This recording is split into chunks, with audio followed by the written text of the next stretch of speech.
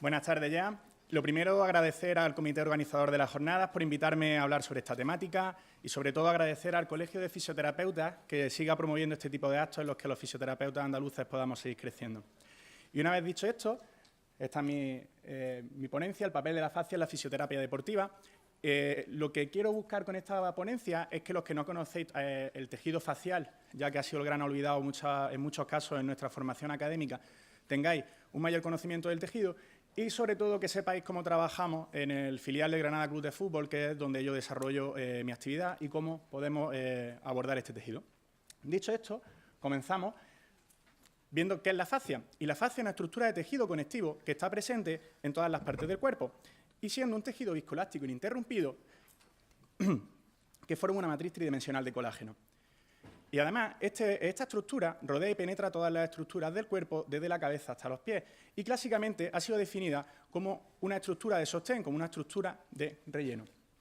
Pero esta definición quizás es demasiado extensa, ya que un tejido que agrupa tal cantidad de cuerpo necesitaba una revisión, y Astrung y los distintos colaboradores en 2016 se reunieron para volver a redefinir este concepto facial y al concepto que ya hemos indicado añaden los distintos tejidos que forman el tejido facial, entre el que encontramos tendones, encontramos cápsulas articulares, ligamentos, septos, distintas membranas.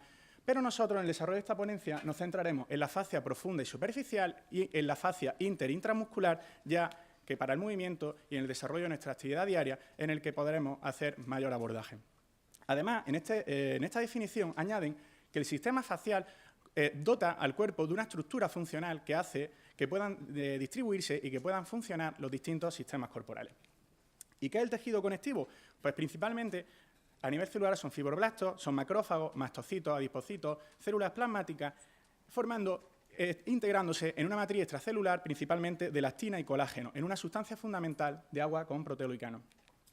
A continuación, os muestro un vídeo del anatomista Gil Hedley en un cadáver conservado. Distinguiremos entre los distintos tipos de cadáveres, entre conservados, frescos, pero este se trata de un cadáver conservado en la que, una vez eliminada la piel y parte del tejido adiposo, podemos ver cómo esa red tridimensional cubre todo el cuerpo. Este tejido facial, en este caso la fascia superficial, cubre todo el cuerpo. Y al ver este cadáver tenemos que pensar que este tejido, dentro del movimiento, dentro de la biomecánica, tiene que tener algún tipo de papel. Pero esta definición, en 2015, como bien comentaba, siempre ha sido un tejido de sostén, un tejido de relleno. Y en este año, Carla Esteco, tras la disección de más de 250 cadáveres frescos, nos indica que esto no es realmente así. Ella comprueba que todo este número de cadáveres, la anatomía facial es similar. Es decir, todos presentan una distribución igual de la fascia, y no solo eso, sino que la fascia tiene una distribución espacial específica. Es decir, que dependiendo de la función que realice dentro del movimiento, la dirección de las fibras faciales va a tener una dirección u otra, por lo cual nos indica que forma parte activa del movimiento y que debemos de tenerlo en cuenta para abordar nuestra terapia manual. ¿Y cómo clasificamos la fascia? Hay multitud de clasificaciones. Nosotros nos quedaremos con esta publicada por Willard, entre la que veremos la fascia superficial, la fascia profunda, visceral y meningea. Y en esta imagen de Luigi Esteco podemos visualizar, ¿dónde está el puntero? Ahí está. Podemos visualizar las distintas estructuras, entre las que aquí tendremos la piel, aquí veremos la fascia superficial, la fascia profunda, y aquí encontraremos el músculo, donde también veremos ese epimisio, que es la capa más externa del tejido facial, que es la capa más externa del músculo, que es la que le da y la que conforma la forma que nosotros vemos del músculo propiamente. Y de esta imagen también tenemos que destacar distintas estructuras. Además de visualizar los distintos vasos, de los distintos nervios, tenemos esta estructura, que estos parecen pilares, esta retinácula cutis, que la vamos a ver tanto a nivel superficial como a nivel profundo, ya que esta estructura va a ser la responsable de que la terapia que nosotros apliquemos sobre la piel tenga un efecto en las distintas capas faciales. Y otra estructura que tenemos que tener en bastante consideración es una pequeña capa de ácido hialurónico que vemos aquí, que se encontrará entre el epimisio y la fascia profunda, ya que este ácido va a ser el responsable de que los distintos músculos, distintos planos faciales puedan deslizar entre sí, que, como veremos, es una de las funciones principales de la fascia y una de las funciones que hará que sea tan importante para el desarrollo del movimiento. A continuación, os voy a mostrar una serie de imágenes de distintos cadáveres. En este caso, se trata de un cadáver fresco, en el que Carla Esteco nos muestra, como aquí veremos, esto es la piel diseccionada, y en el que esto ya veremos que es la fascia profunda. Y estas estructuras que visualizamos aquí sería ese retináculo cutis junto con tejido adiposo. Quiero que os quedéis con este tipo de imágenes de cadáveres frescos, ya que hay una gran diferencia entre los cadáveres que nosotros hemos visto o que creo que todos hemos tenido la oportunidad de estudiar en nuestras facultades de anatomía. En este caso comparamos con una fascia profunda, ya se ha eliminado esa capa de fascia superficial y aquí Hill Hadley nos muestra en este caso una fascia profunda de la cara anterior del muslo. Tras realizar un corte, esta es la fascia profunda, que es cierto que no es la misma estructura que hemos visto en la anterior imagen, pero deberían de ser muy similares. La diferencia es que este cadáver no es fresco, este cadáver es conservado. Por lo cual, la estructura que nosotros hemos estado visualizando quizás en nuestras facultades no haya sido del todo lo más real. Y en el próximo vídeo, Hill Hadley, en esta estructura que hemos visualizado, corta esa fascia profunda y la va abriendo como si un libro se tratara. Aquí abajo esto sería el el epimisio. Y si elimináramos ese epimisio, abajo tendríamos las fibras propiamente del resto anterior del cuádriceps. Y este es un vídeo que me resulta muy interesante, en el que André Pilat nos muestra en un cadáver fresco, en un cadáver con poquitas horitas, como dicen, casi está caliente, en el que podemos valorar las distintas estructuras. Y lo primero que me llama la atención, como veremos ahora en el vídeo, es de la hidratación. Es decir, vemos cómo esta fascia es agua, cómo tenemos que esta estructura, sin esa hidratación, sin esa agua, no sería lo mismo. Por lo que aquí vemos cómo en primera instancia nos va a mostrar la piel. Y la próxima estructura que nos mostrará será la fascia superficial y la fascia profunda. Insisto en que no se llega a visualizar en el proyector, pero vemos esa nitidez, esa hidratación tan importante. Aquí nos muestra. Y no solo eso, sino que cuando nosotros traccionamos de un punto de esta fascia, va a transmitir esa tensión a distancia. Es decir, va a ser responsable la fascia, probablemente por esa continuidad de los distintos dolores que puedan aparecer en otra parte distinto a la disfunción. Y también no solo eso, sino que la fascia tiene la capacidad de que una vez que cesa su estímulo de tracción, va a volver a su sitio. Es decir, va a ser una estructura, posiblemente podríamos denominar, independiente respecto al movimiento. A mí me encanta esta imagen, sé que antes de comer no es lo suyo, pero vemos cómo ese tejido, creo que debemos de ser categóricos al decir que tiene una implicación dentro del movimiento. Este tejido todavía, hace unos días, un traumatólogo con el que tenemos relación decía, voy a dar un congreso, voy a dar una jornada, voy a hablar de fascia, y me decía, pero si ese tejido no está claro que exista o no. Y creo que debemos ser conscientes de que claro que existe, y no solo que existe, sino que tiene multitud de acciones como veremos a continuación. Por lo que dicho esto, yo cuando tuve la oportunidad de poder ver cadáveres frescos, yo lo primero que me planteé fue, hostia, me han engañado. O sea, digo, ¿qué me han enseñado a mí en la facultad? Y hombre, no podemos ser tan categóricos, no podemos decir eso, pero sí podríamos decir, y yo creo que podemos concluir, que el tejido facial, que esta anatomía hace que sea incompleta, es decir, no necesitamos un poquito más respecto al movimiento, y no solo basarnos en la estructura de músculos y tendones que hemos visto la gran mayoría de los que estamos en esta sala. Y muchas veces dicen, Juan, es que el tejido facial está de moda. Y bueno, realmente es un tejido que ha tenido escasa atención científica antes, precisamente por esa conformación que tiene. Al ser una matriz tridimensional de colágeno, ha hecho que los anatomistas siempre lo hayan eliminado para poder visualizar estructuras que en su momento eran más importantes, como podían ser los vasos, nervios, los distintos músculos, incluso los huesos. Pero también vemos que actualmente los distintos estudios nos dicen que esa fascia no es solo un tejido de relleno y sostén, sino que tendrá multitud de acciones dentro de nuestro movimiento y dentro de nuestro metabolismo celular. Y podríamos decir, entonces, que el anatomista corta y vuelve a cortar. Y como ya indicaba Van der Meer, un anatomista holandés en 1617, la anatomía está en la mente del anatomista. Es decir, nos va a ir cortando el anatomista los distintos planos hasta mostrarnos lo que él desea enseñarnos. Yo siempre recuerdo de la Facultad de Medicina de aquí de Granada, los que hemos estudiado aquí, que el cadáver de medicina no tiene nada que ver con el de fisioterapia y, sin embargo, son los mismos. Probablemente el médico que estudia medicina interna pensaría que los músculos no están y nosotros probablemente pensaríamos que la fascia no estaba. Por lo cual, actualmente podemos decir que en las distintas disecciones anatómicas no vemos el resultado final de la disección, sino que lo que debemos de ver es el desarrollo de esta. Volvemos otra vez al tejido facial. Antes hemos hablado de la fascia superficial y profunda, y aquí, en un esquema de puzzle, podemos ver cómo las distintas fibras musculares se engloban en ese endomisio, a la vez por su perimisio, formando el epimisio, conformando la forma que conocemos del músculo.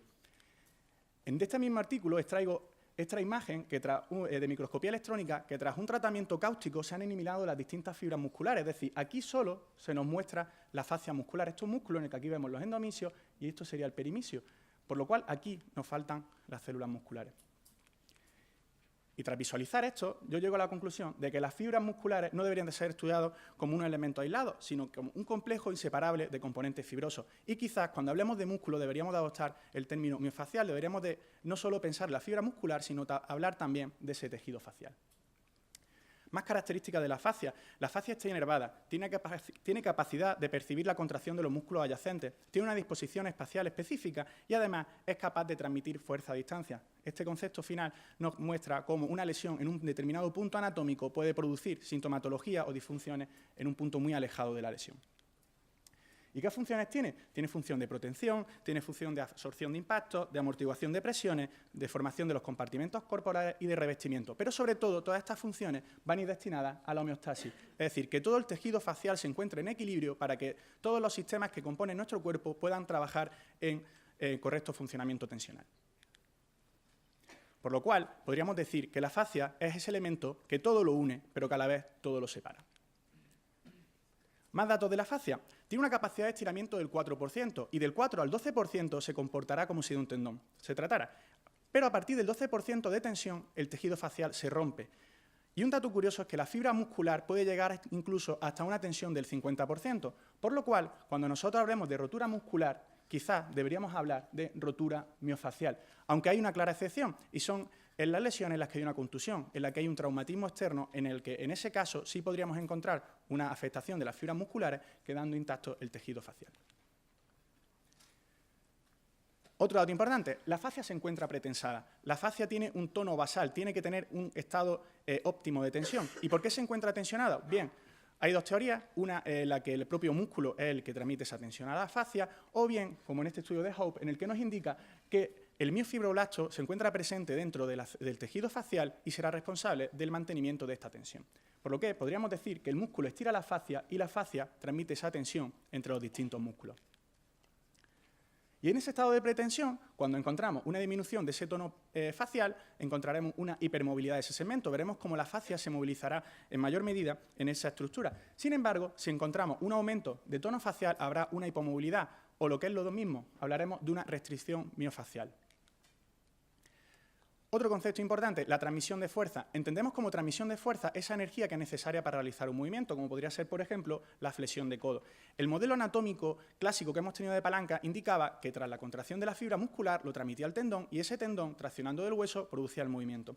¿Qué vemos? Que en distintos estudios, viendo como este estudio de Peter Hugin, nos indica que ese concepto de palanca asumía que el 100% de ese tejido, el 100% de ese movimiento lo asumía ese tejido. Sin embargo, vemos que los últimos estudios, como en el caso de la rodilla, en la extensión de rodilla, entre el 35% y el 30% de esa tensión no va a ser transmitida al tendón cuadricipital, sino que va a ser transmitida al tejido conectivo adyacente, es decir, a la fascia. Podríamos decir, por tanto, que en una extensión de rodilla, el 70% de la energía que la produce va a ser transmitida a través del tendón cuadricipital, pero el 30-35% restante va a ser transmitida al tejido conectivo, al tejido facial. Y no solo este estudio, sino que encontramos multitud de estudios que nos hablan de este concepto de movimiento. Y, por ejemplo, como el de Turrina o algún estudio de Esteco, nos indica que esto es debido posiblemente porque en la gran mayoría de los músculos, podemos agrupar la gran mayoría de los músculos que se encuentran en los miembros inferiores, en torno al 25 y el 35% de las fibras musculares se insertan directamente en el tejido conectivo. Es decir, esas fibras se insertan directamente en la fascia. Por lo cual, podríamos plantearnos que actualmente el modelo de palanca quedaría un poquito relegado al concepto de globalidad del movimiento.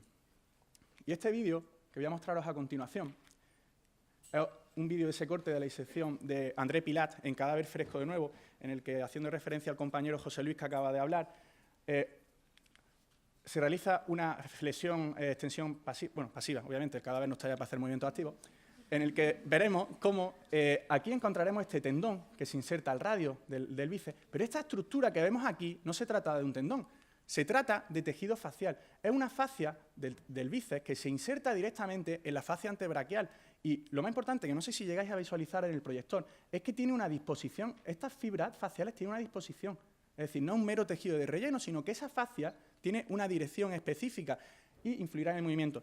Y a tenor de lo que habla nuestro compañero, también podemos visualizar aquí abajo las distintas estructuras, nervios y vasos que deslizan. Y si ese tejido conectivo, si esa fascia en ese punto no tiene unas buenas propiedades, va a imposibilitar y, por supuesto, podemos asegurar que va a condicionar el movimiento. Por lo cual, deberíamos decir que la transmisión de fuerza no depende solo del músculo, sino que depende de las propiedades mecánicas del sistema miofacial. Más propiedades de la fascia que vamos encontrando, que de ese tejido de relleno parece que es de todo menos relleno. Propiocepción y fascia. En los distintos estudios de Stecco y Sanchis nos indican que hay distintos lugares de la fascia, en algunos sitios con mayor proporción o menos, veremos tejido en una inervación facial típicamente propioceptiva, es decir, la fascia va a dar información propioceptiva. Estudios de Sanchis nos indican que la retinácula del tobillo, esa estructura que pensamos solo que era para que pasara a los distintos tendones, nos dan información propioceptiva del tendón. Y es porque encontramos distintos receptores como pueden ser los de Pacini, Ruffini y sobre todo terminaciones nerviosas libres. Esas terminaciones nerviosas libres, que serán el 70 al 80% de los receptores que tendrán la fascia, principalmente se encargan de la transmisión nociceptiva, es decir, se van a encargar de transmitir dolor, por lo cual la fascia podrá generar dolor. Y ese dolor nos va a frenar, por supuesto, la recuperación de una lesión.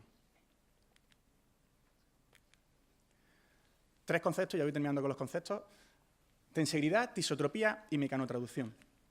El concepto de tensegridad aparece por Fuller en modelo arquitectónico, en el que este sería el claro ejemplo, este icosaedro. ¿Cómo lo adaptamos nosotros? Pues Inver lo adapta a la mecánica celular, indicando que un modelo de tridimensional de tensión continua, que serían estas gomitas, en nuestro caso la fascia, están sostenidos por unos elementos discontinuos de compresión, que serían esta maderita o en nuestro caso el hueso.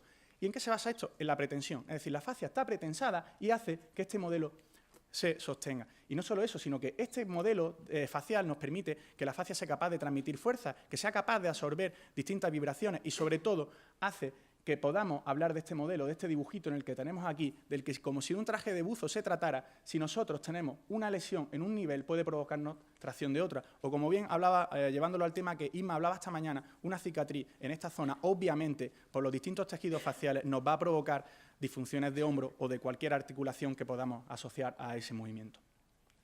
El concepto de tisotropía es la capacidad que tiene un elemento de deformarse o no en función del estímulo que se le aplica, principalmente por calor. Quiero que os quedéis con esta imagen de esta criatura intentando atravesar esta piscina como si de Dios atravesando el agua se tratara, en el que, ¿por qué? Porque hablamos que la fascia es un tejido tisotrópico, es decir, estímulo rápido e intenso va a hacer que la fascia se comporte como un rígido. Y, sin embargo, estímulos lentos, suaves y progresivos va a hacer que el tejido facial se comporte más como un gel, como si de un plástico se tratara. Por lo cual, aplicándolo al modelo de la piscina que teníamos anteriormente, si nosotros vamos rápido, no vamos a poder entrar. Si hacemos un estímulo rígido, no podemos tratar este tejido facial. Sin embargo, si en la piscina nos quedáramos quietos y entráramos lentamente, nos hundiríamos, que es lo que pasará con el tejido facial.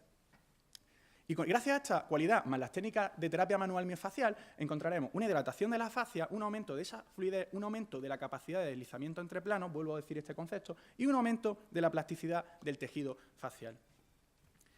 El tercer concepto, y quizá de los más importantes, es la mecanotraducción. Y la mecanotraducción es la traducción de un estímulo mecánico en una respuesta bioquímica en el interior de la célula. ¿A qué aplicamos esto al concepto facial? Es decir, que una estimulación del fibroblasto, de esa célula que se encuentra en el tejido facial, va a producir un aumento de la producción de colágeno y un aumento de la carga tensional. O lo que es lo mismo, cualquier estímulo de movimiento, cualquier estímulo de tensión, cualquier estímulo de gesto deportivo del día a día, va a hacer que haya un aumento de la síntesis facial, que haya un engrosamiento y que ese tejido facial esté más rígido. ¿Y esto por qué se produce? Porque hay una proliferación y entrecruzamiento de los puentes de colágeno, hay una disminución de la concentración de agua y ácido hialurónico, más una disminución de la viscoelasticidad. Y esto nos va a provocar una disminución de la capacidad de movimiento entre los distintos planos y además nos va a crear áreas de hipomovilidad, de atrapamiento, o lo que es lo mismo, una restricción miofacial. ¿Y por qué se produce esto? ¿Por qué este concepto que debería ser fisiológico de remodelación del tejido facial se rompe? ¿Por qué se rompe esta homeostasis? Pues principalmente por estos 3 motivos. Por un sobreuso mecánico de la estructura, podríamos pensar en ese padelista que viene, ese chaval que viene de jugar al pádel todos los días y que está todo el rato haciendo el mismo gesto, que lo tenemos todo en consulta. Al no controlar ese tiempo de carga física, o lo que es lo mismo, juega 3 partidos el mismo día, y a no controlar los tiempos de descanso, es decir, juego todos los días. Y claro, podríamos pensar, ¿y cómo sabemos nosotros cuándo una persona tiene que seguir realizando ese estímulo, cuándo no? Pues nos centraremos en este estudio de Miller, en el que nos indica que tras el estímulo, el aumento de la síntesis muscular de mioblasto, es decir, cuando el mioblasto sintetiza más tejido muscular y va a ser capaz de traccionar de nuestro tejido facial, provocando esa síntesis de colágeno, se produce, una vez realizado el estímulo, hasta las 24 horas, alcanzando en las 24 horas su mayor producción de colágeno o del mioblasto, pero que no vuelve a un estado basal, es decir, no vuelve a un estado de equilibrio de homeostasis hasta las 72 horas, o lo que es lo mismo. Si nosotros realizamos un entrenamiento intenso en este momento, hasta que no pasen unas 72 horas, en teoría no deberíamos de realizar un entrenamiento intenso. ¿Cómo podemos alterar esto? ¿Cómo podemos hacer que el deportista pueda seguir realizando esto? Mediante terapia manual. Ahí podremos seguir jugando un poco con los plazos. ¿Y qué nos encontramos en el fútbol? Empezamos ya a lo que yo me dedico con el fútbol, que tenemos entrenamientos diarios, que tenemos 40, 50 partidos por temporada, que tenemos una disminución del tiempo de descanso entre los distintos partidos y que tenemos una alta demanda competitiva. El futbolista hace 25 años tenía barriga y ahora los futbolistas son atletas. Pero esto, vuelvo a insistir, deberíamos de aplicarlo, deberíamos de trasladarlo a ese deportista que acude a nuestra consulta, en el que realmente tiene una alta demanda competitiva. Entonces, si pensamos esto, deberíamos de plantearnos, bueno, ¿y qué podemos hacer nosotros como fisioterapeutas? ¿Qué podemos hacer para prevenir estas lesiones? ¿Qué podemos hacer para que no llegue a suceder esta lesión?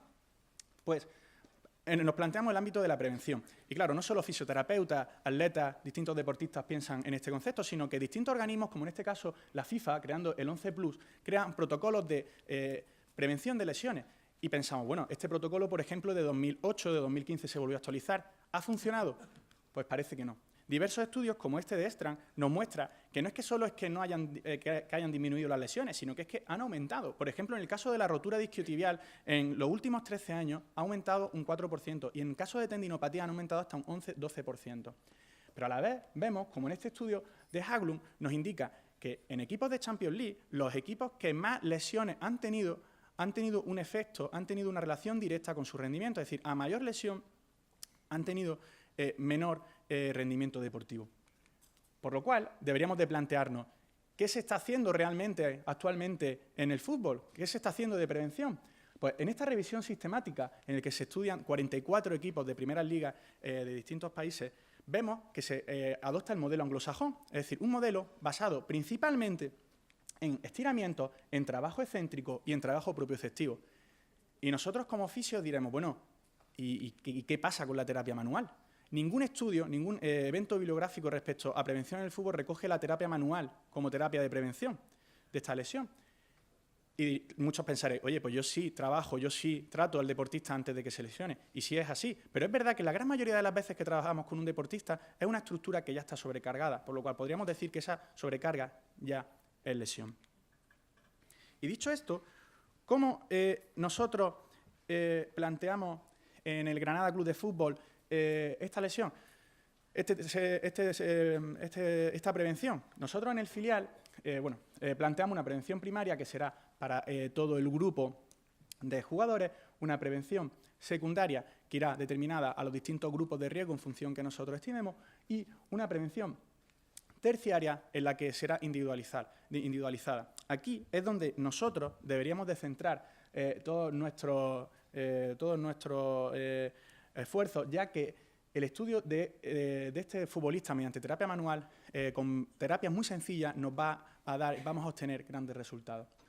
También tengo que decir que, obviamente, nosotros el trabajo preventivo no lo basamos única y exclusivamente en el tejido facial, pero sí es cierto que quizás sea el elemento principal dentro de nuestra prevención.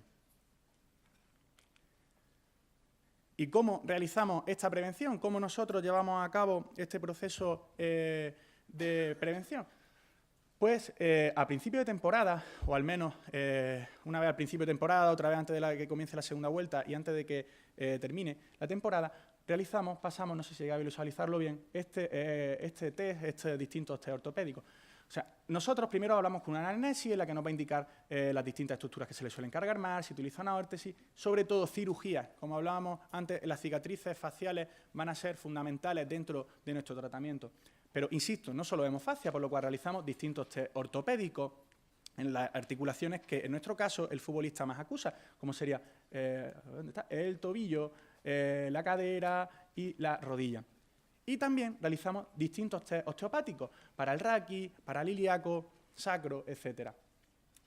Después continuamos con distintos test analíticos de la musculatura que consideramos que más se usa en el fútbol. En este caso es un portero, añadimos cierta parte del miembro superior, pero aquí, a donde queríamos llegar, hacemos una valoración facial.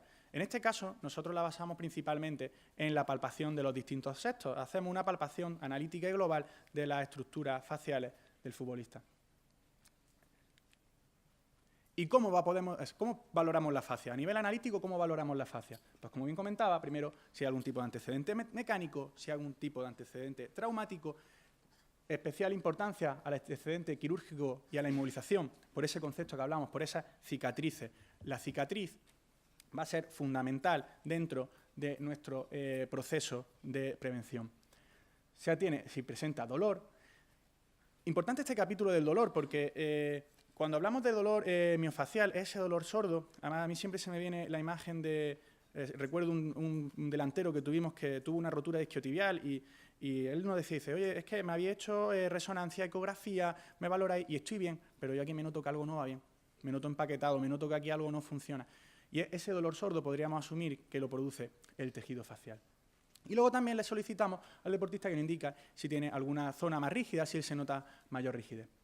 Y luego realizamos una exploración física. ¿Cómo llevamos a cabo esta exploración física? Pues comenzamos con unos test de flexibilidad. A la flexibilidad que el deportista suele realizar en el día a día, nosotros incluimos los estiramientos globales, lo que se denomina el stretching global activo, en el que, como vemos, no se estira solo una estructura, sino que estiraremos las distintas estructuras a nivel de, en este caso, la cadena anterior, la cadena facial anterior.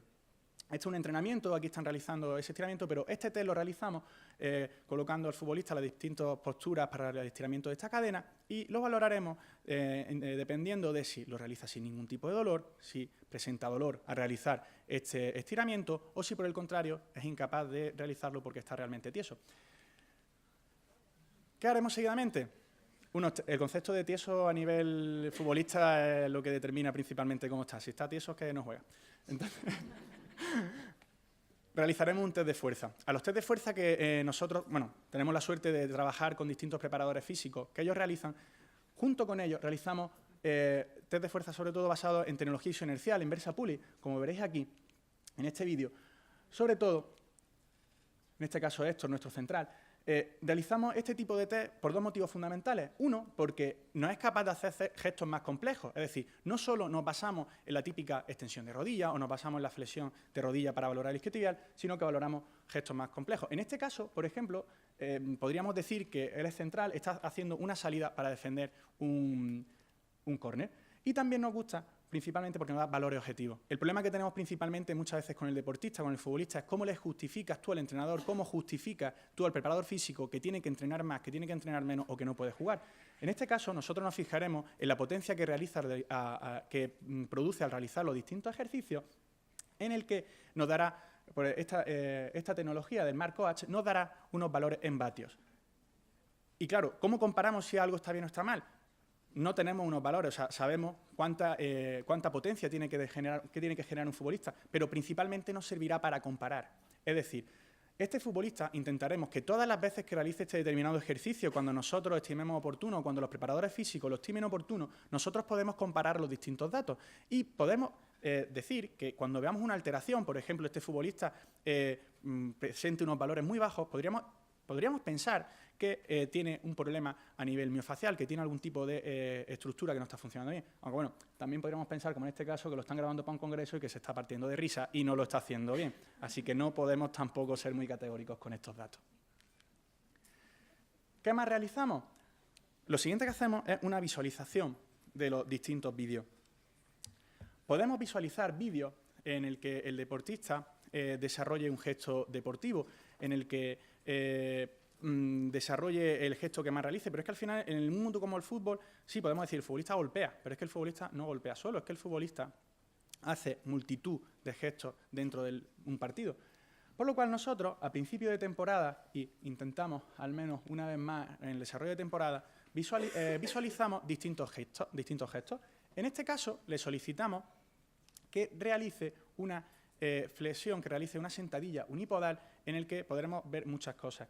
Obviamente, también quería llegar a este punto, vuelvo a insistir, no solo nos fijamos en tejido facial. En este caso, dependiendo de la formación que tenga cada uno, lo primero que nos salta es esa rodilla. Madre mía, ¿dónde va?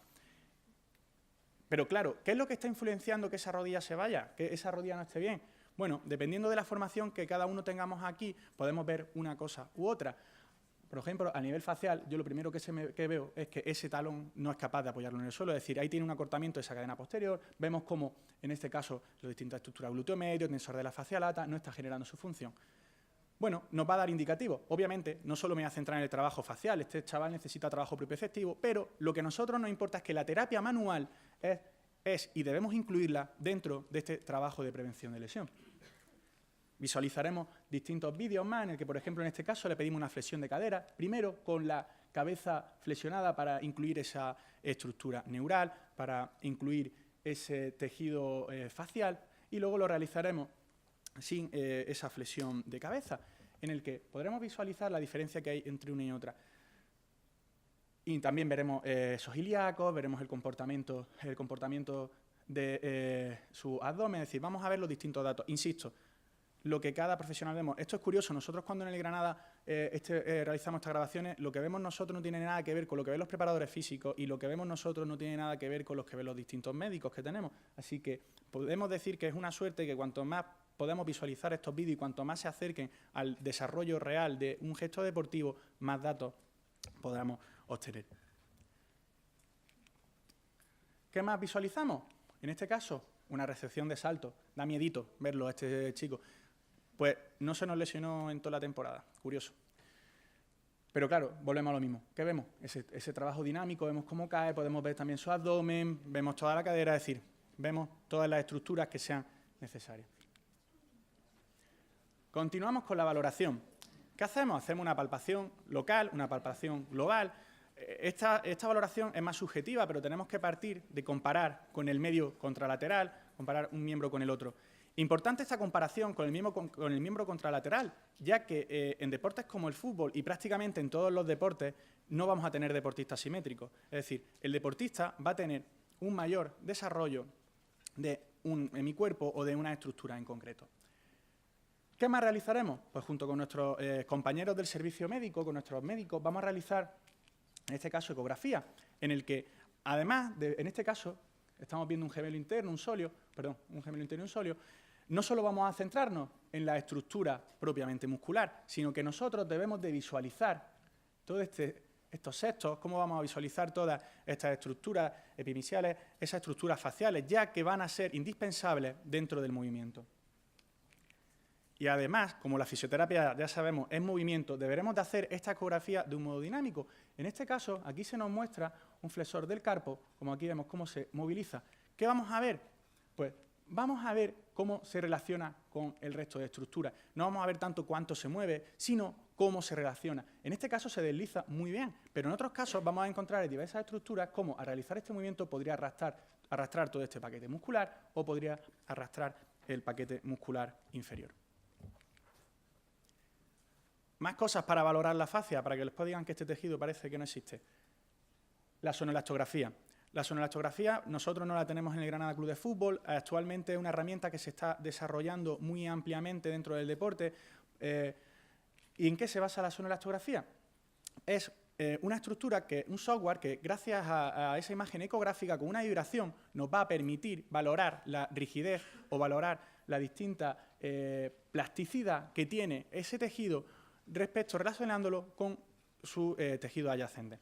Esto que suena muy raro no es básicamente que esto. Aquí tenemos una ecografía normal, una ecografía en modo B de este estudio. Este estudio es de Martínez y Galán, de los fisioterapeutas de la selección española de fútbol, en el que nos muestran cómo, perdonad que no haya añadido la referencia, me acabo de dar cuenta que no está la referencia de Martínez y Galán, vemos como en modo B aquí ha habido una pequeña rotura miofacial en el que ya hay un proceso de cicatrización. Quizás viendo esta imagen podríamos pensar que podemos y debemos comenzar con el ejercicio físico, pero vuelvo a esa sensación, a esa reflexión que nos hacía el futbolista. Decía, oye, yo sé que estoy bien, sé que con las imágenes me decís que estoy bien, pero yo me noto raro.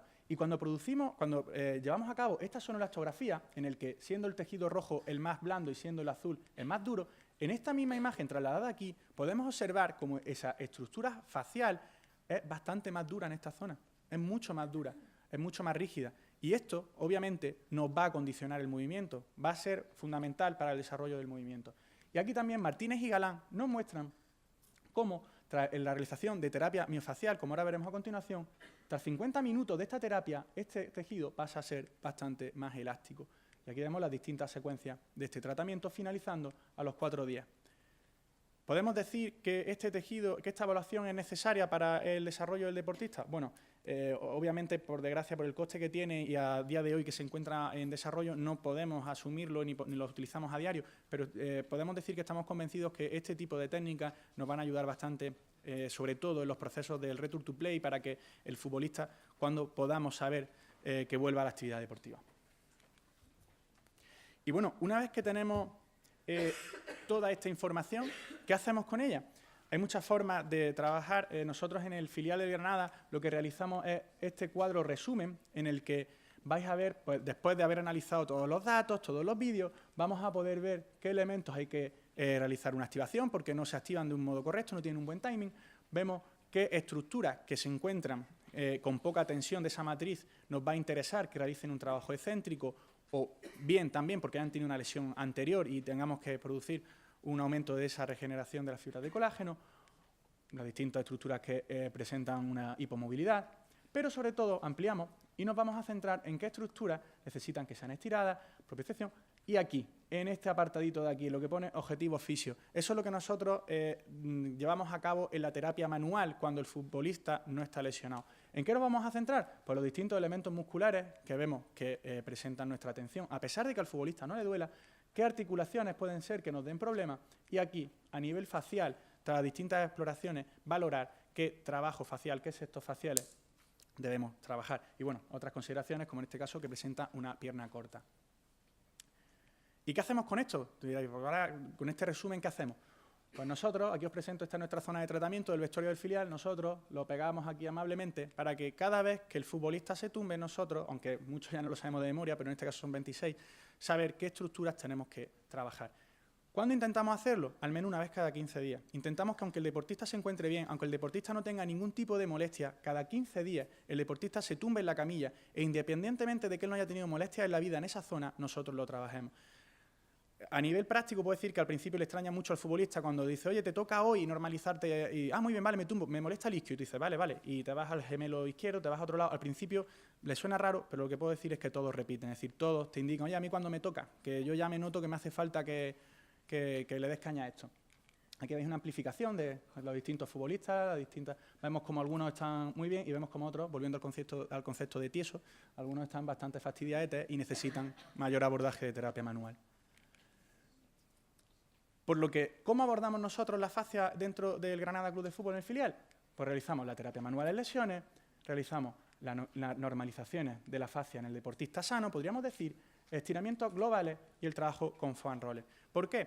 Porque principalmente el trabajo de prevención facial debe ir encaminado a la terapia manual, es decir, el fisioterapeuta debe de ser el protagonista de este proceso preventivo, pero tenemos que ser realistas, son 26 futbolistas con todas sus cosas y con todo lo que las lesiones que tenemos y con todo. Por lo cual también, además, tenemos que hacer partícipe al deportista de que sea responsable de su trabajo preventivo a nivel facial.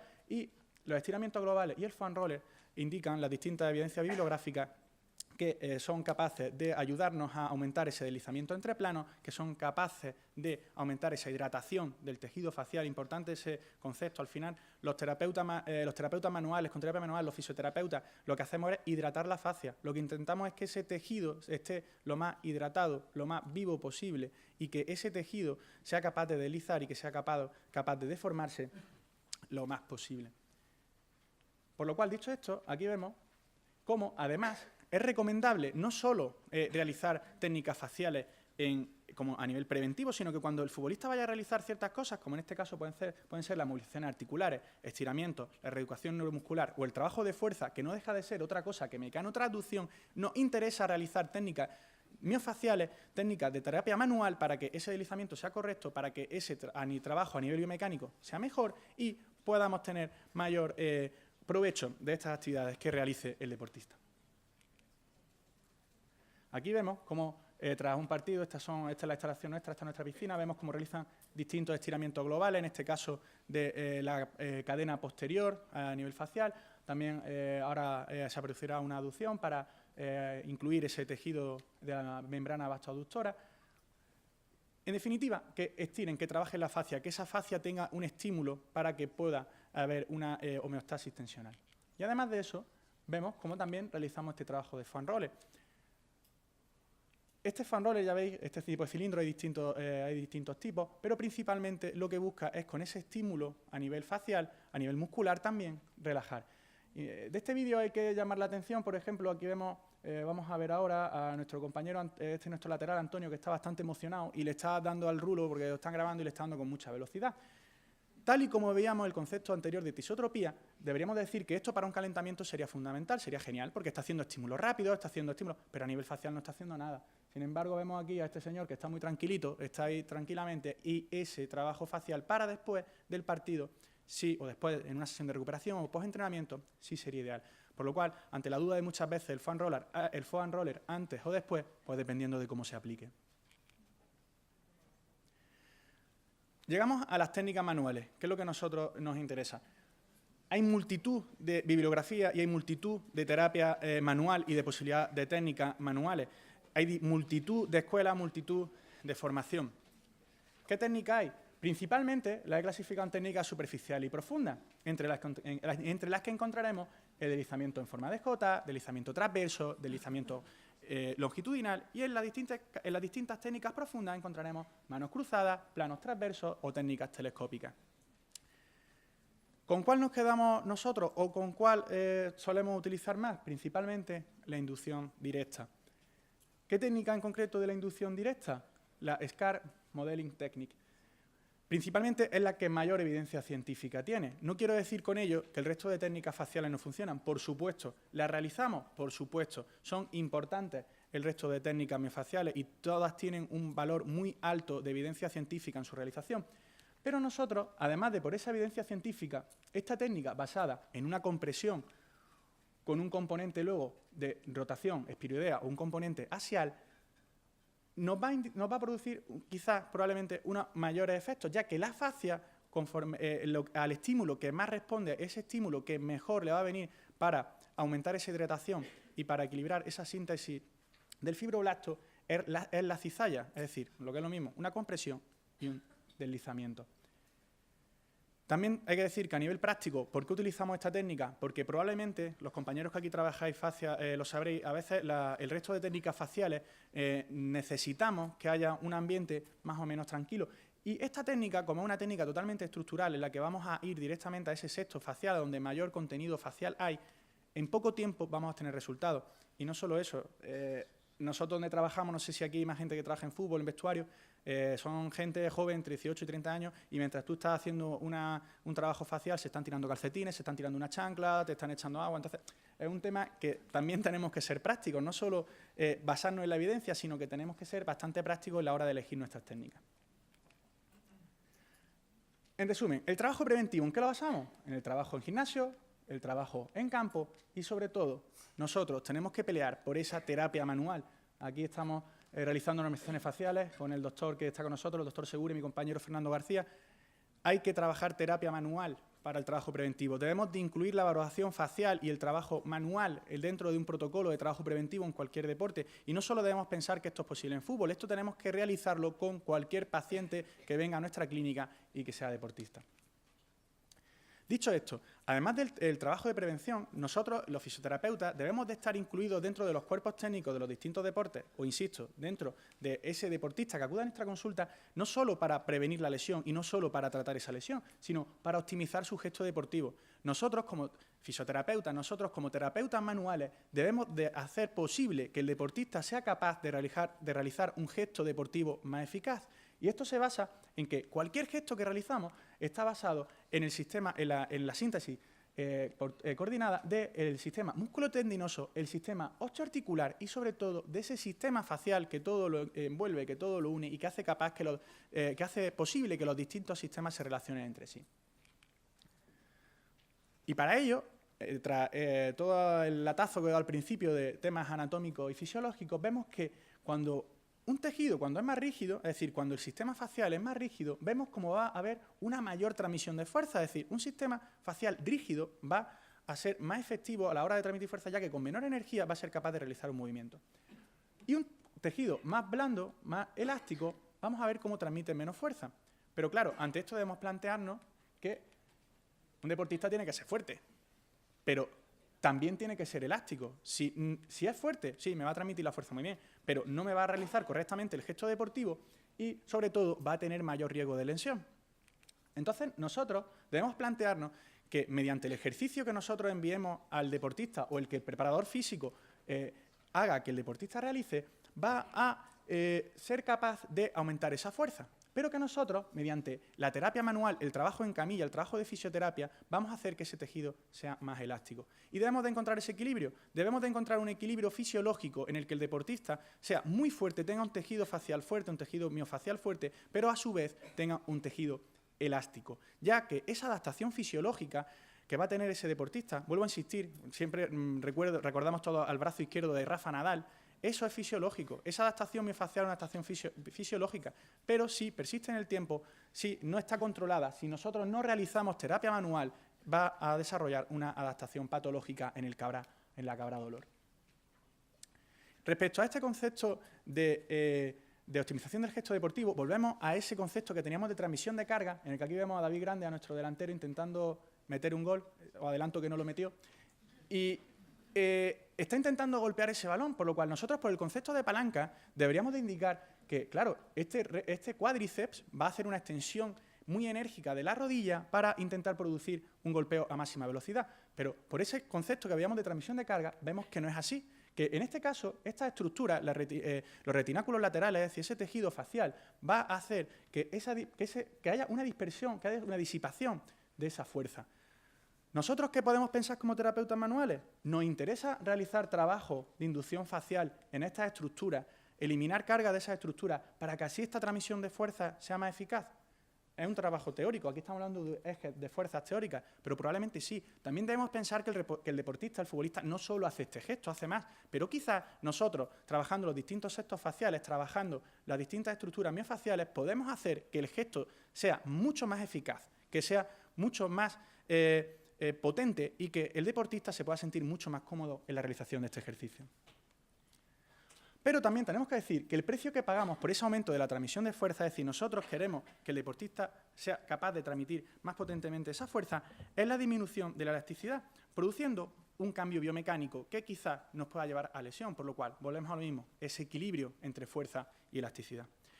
Y podemos decir que la adaptación fisiológica es la antesala de la adaptación patológica, es decir, ese deportista en todos los deportes va a tener esa adaptación, pero si nosotros como fisioterapeutas no trabajamos manualmente esa estructura, terminará lesionándose.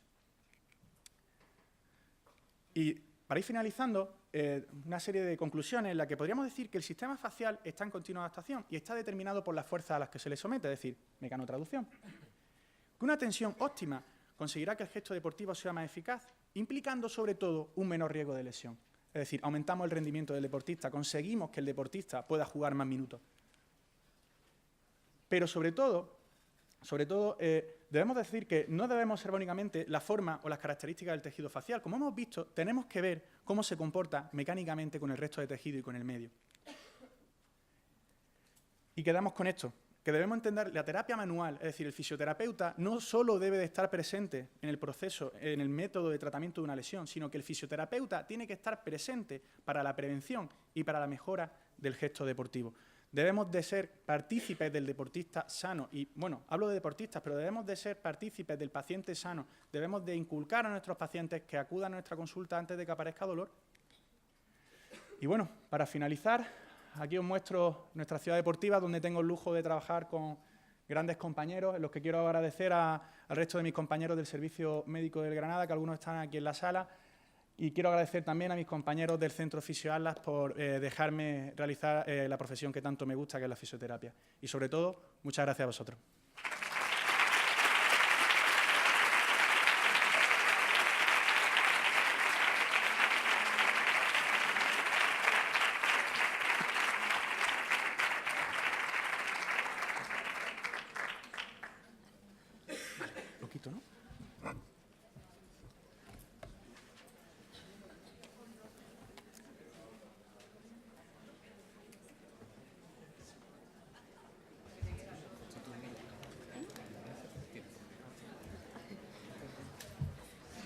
Bueno, pues de nuevo abrimos tiempo para ruegos y preguntas.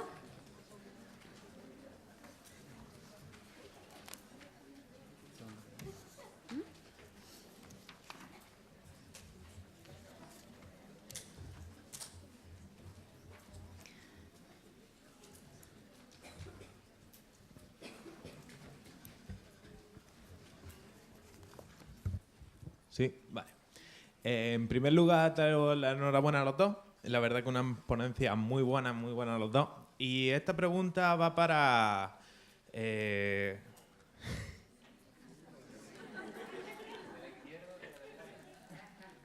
Juan.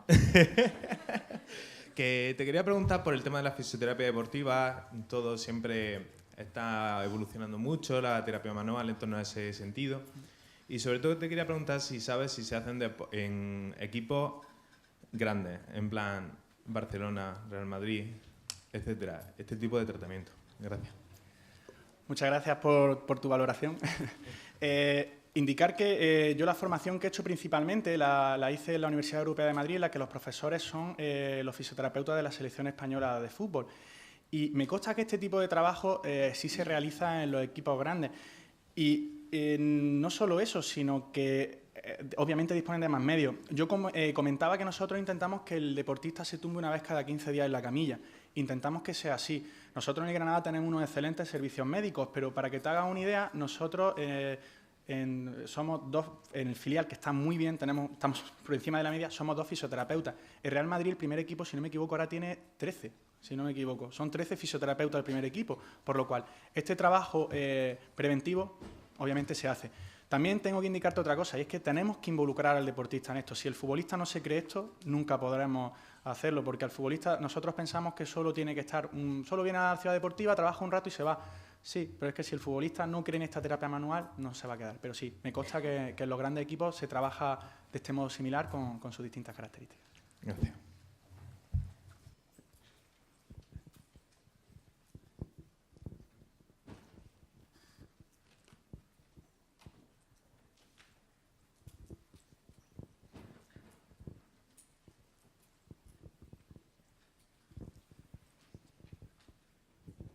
Hola, primero daros la enhorabuena también por las ponencias a los dos y mi pregunta va para Juan. Bueno, más que una pregunta, una reflexión. Me gustaría, tú que tienes experiencia y estoy viendo, me ha sorprendido gratamente que en el mundo del deporte se integre el trabajo miofacial. Entonces, yo quería decir en voz alta en este foro y preguntarte a ti que escucho muchos compañeros que continuamente me dicen lo mismo. Es que el deportista, cuando le haces terapia miofacial, eso no sirve para nada y a él no le llega, y esto yo no lo puedo trabajar en el ambiente deportivo. Entonces, era un poco decir qué experiencia tenéis vosotros y si esto, no sé, desde el punto de vista de los fisioterapeutas que trabajamos, debemos darle más importancia. De otro tipo de técnicas está mucho más invasiva o mucho más... Muchas gracias. Lo primero que indicar que nosotros obviamente no solo trabajamos el sistema facial, es decir, nosotros integramos todo tipo de tratamientos, fisioterapia invasiva, de terapia osteopática, distintos tipos de terapia manual, pero sí es verdad que nos pasa mucho a los principios de temporada cuando nos llega ese futbolista, y sé que voy a entrar en un tema un poco espinoso, pero cuando te llega ese futbolista y dice, oye, te voy a trabajar la fascia, a mí me han llegado a decir, y te lo dicen mucho, a mí no me apagues la luz y cosquillitas no me hagas, y eso me ha llegado a pasar. Entonces, claro, ¿cómo nos vamos nosotros haciendo? Nos vamos ganando un poco al deportista. Como indicaba, nosotros hacemos todas las técnicas faciales con el gran abanico que tiene, pero sobre todo nosotros comenzamos y nosotros indicamos en un inicio las técnicas directas. Y los que trabajáis aquí con terapia facial sabéis que las técnicas directas, una técnica directa bien hecha sobre un sexto muscular, hablando mal, duele un huevo, o sea, duele un montón. Cuando ese deportista te está preguntando, pero Juan, por ejemplo, ¿dónde estás? ¿En el gemelo interno o el externo? Y yo, no, oye, estoy en el sexto, estoy en el tejido facial. Ah, hostia.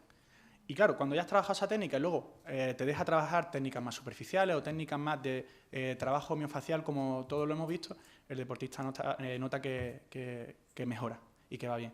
Es verdad que nos encontramos con ese estigma de que el trabajo miofacial es muy suave, pero oye, un trabajo facial, ya te digo, todas las técnicas faciales, no quiero entrar en ese tema, todas las técnicas faciales funcionan, pero que el trabajo facial no es igual a relajación, no es igual a... sino que molesta. Pero que me encanta tu reflexión porque es verdad que nos lo encontramos bastante en el día a día, pero al final, cuando ve que funciona, lo coge. Gracias. A ti.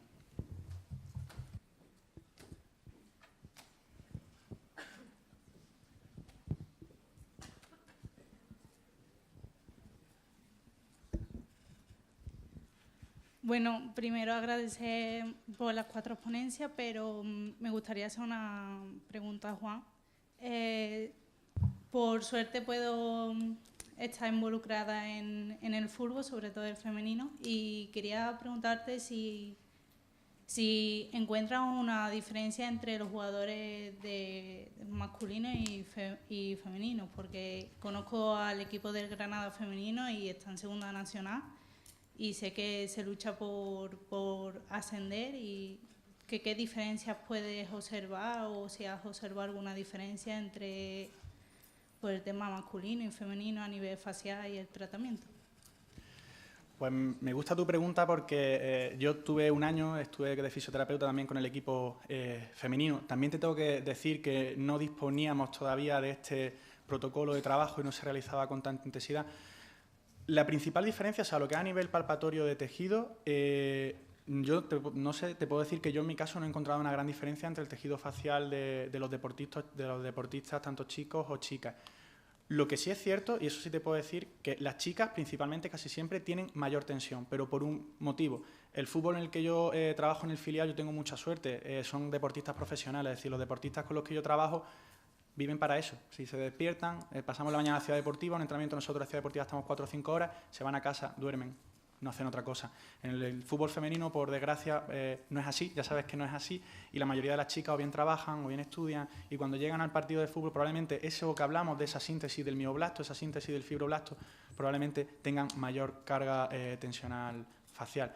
Por lo que lo malo que tiene el fútbol femenino, podemos decir así en este momento, es que no tenemos la oportunidad a veces de poder tener ese tejido facial tan a raya, tan a ese nivel basal como tenemos con los chicos. Pero pero ya digo, creo que es un tema más ambiental, más condicional, de que las chicas no puedan tener esa dedicación profesional exclusiva. Lo que le respecta al tejido facial, en deportistas, lo mismo. Encontramos las mismas restricciones faciales, las mismas adaptaciones fisiológicas, ya que al final, pensando en biomecánica, es similar.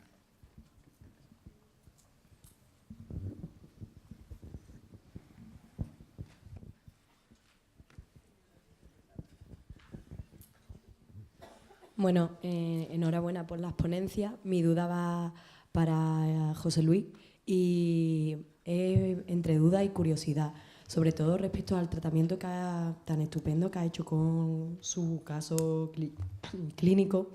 Mi duda es en que si esa chica, ¿qué hubiera pasado antes de esa cirugía? O si esa cirugía es que estaba indicada. No sé si le llegó antes de que la fueran a intervenir y hizo fisioterapia, o simplemente es que le llegó justo después de esa cirugía, para saber, ¿no?, cuál era el abordaje de esa discinesia, si era igual o hubiese sido igual antes que después de la cirugía. Gracias. Bueno, gracias a todos los que habéis hablado de las ponencias. ¿Y te llamas? Ana. Ana, gracias a ti también. La chica me llegó después de la cirugía, ¿vale? Ella se operó en enero y a mí me llegó en marzo. Ella incluso se llevó meses sin ir al médico, teniendo síntomas, viviendo con esos síntomas. Sí es cierto que el caso este en concreto, estamos hablando de una costilla cervical, ¿vale? O sea, hay una estructura que no debe estar en un espacio que debe estar libre para el paso de esas estructuras neurales que hablábamos durante la ponencia. Si empezamos a valorar, y si hubiera llegado antes de la cirugía, con los síntomas que hubiera llegado, con placa incluso, siempre hay que hacer un abordaje terapéutico desde lo menos invasivo a lo más invasivo, con lo cual sí hubiera estado indicado entrar haciendo un abordaje global. La proyección marcaba una serie de pautas desde la inervación hasta el último punto, realmente, y eso lo podéis extrapolar a cualquier técnica, en cualquier tejido, en cualquier lesión.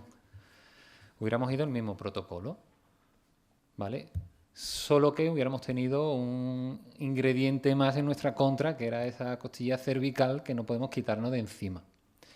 Seguramente, si nos regimos a lo básico siempre, tratar sin dolor, los rangos de movimiento en las técnicas de deslizamiento pues hubieran sido mucho menores, porque ese agente hubiera metido más tensión y no hay forma de quitarlo. Y no podemos intentar de forma manual tratar a conciencia una estructura como una costilla cervical que no está en la norma, ¿de acuerdo? Pero el abordaje hubiera sido el mismo, con los mismos objetivos, según síntomas, con tratamiento según valoración y siempre testando, tratando, retestando, tratando, retestando. En el momento en el que sabes que hay una falta de evolución, pues sí hay que entrar por otras posibilidades terapéuticas y así pues seguramente pues, hubiera terminado en cirugía. Bien, si era esa costilla cervical la que estaba dando el problema. En este caso ya me llegó sin ese ingrediente, pero sí me llegó con las restricciones faciales de la cirugía y con todo lo que tenía antes también en la parte de tejido blando. ¿Vale? No sé si te has respondido. Sí, sí. Muchas gracias. Nada.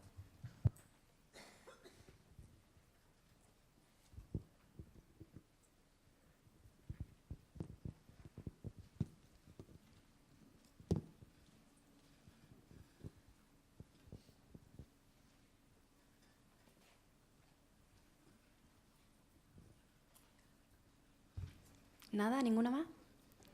Bueno, pues disponemos ahora de 1 hora para el almuerzo, hasta las 13 horas, sí, 1 hora y media, hasta las 15 horas, perdón. Sí. También recordaros que los certificados no se entregan hasta que finalicen las jornadas, ¿vale? Y de nuevo rogamos puntualidad. Buen provecho.